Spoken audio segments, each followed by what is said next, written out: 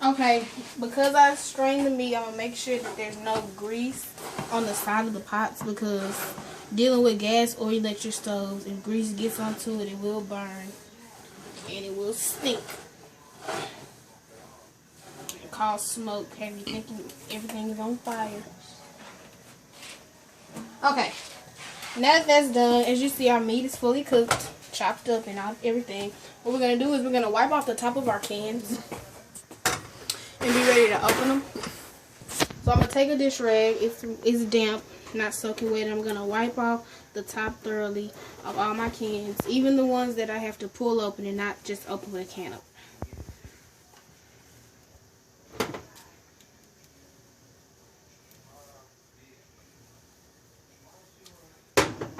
Then what we're going to do is take our can opener and open our cans, except for the one with the pull top, which will be the easiest to open. If you can't get your nail under here, what I do is I take a butter knife and I stick it under here and just give it some leeway so I can pull it up.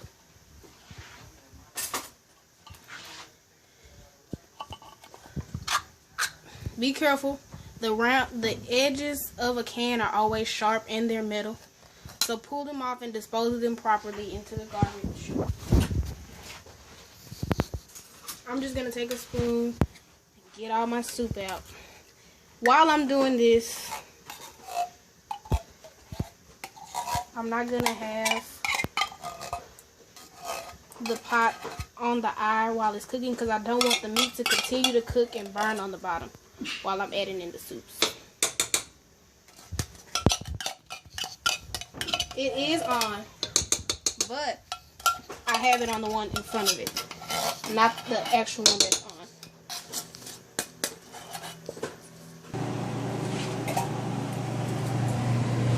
As you can see, I've dumped in everything already.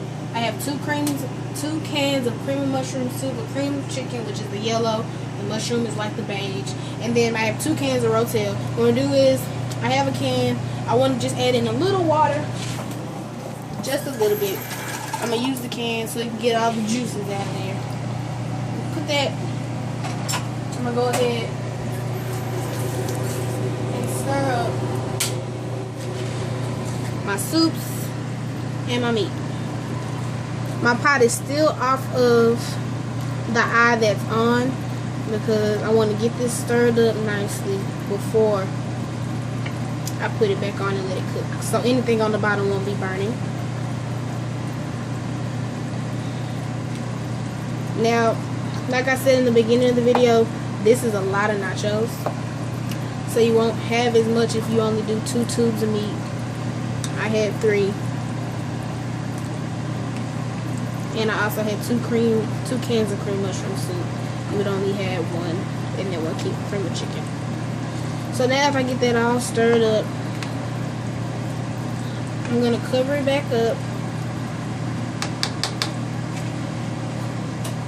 Put it on the eye that's on, cover it up, and let that cook through until the soup is ready. Leave it on the setting about 5. I'm going to let it cook for about 10 minutes.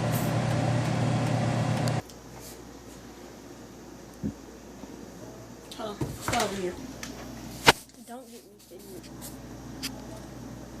Okay, so now our soups have been cooking for about 10 minutes, maybe 15, depending on what's setting. I had it on a low setting so nothing would stick to the bottom. I tried to stir every so often so that my soups wouldn't be sticking to the bottom and the meat wouldn't be burning. But you don't want to just constantly scrape the bottom of the pot.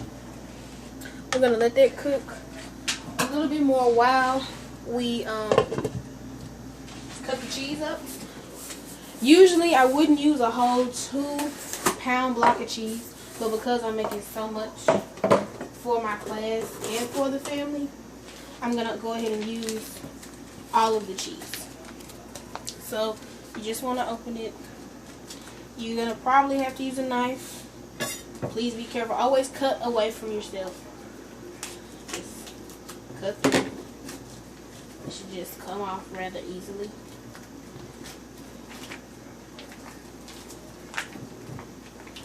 The cheese is coming off. I'm gonna cut it some more so we won't be ripping into the cheese.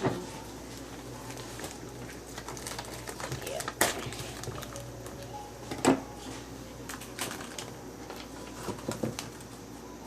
Okay. We're gonna cut this up in rather not too thin, not too thick slices, about a 1/2 inch. It's been left at room temperature, so it's rather easy to cut. And you want to cut them up. You don't want to just throw the whole block of cheese in there because it won't melt. It'll take forever to melt. So you want to cut them up, like I said, about a 1/2 inch thick slices. We're going to cut up the whole thing.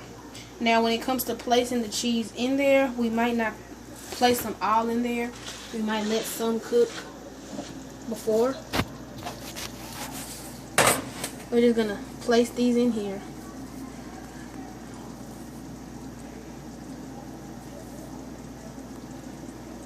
Doesn't matter if they're touching.